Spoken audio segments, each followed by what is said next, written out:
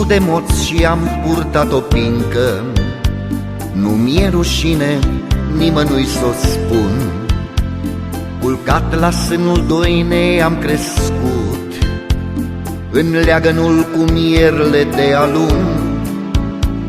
M-a învățat pădurea să iubesc și am iubit, țin minte, întâia dată, pe o margine de tulnic strămoșesc, un pui de cerb cu numele de fată.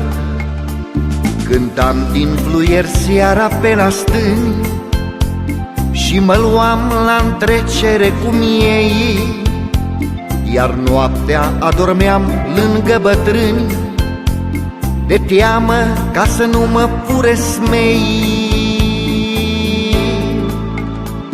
Cum alergam prin dimineți cu rouă, în calea curcubeului de sculți, eu dam poruncă norilor să plouă, cu lacrimi de fecioare peste munți.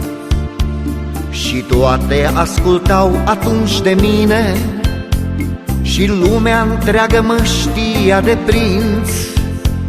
Sunt fiu de moț și spun, nu mi-e rușine de această moștenire din părinți.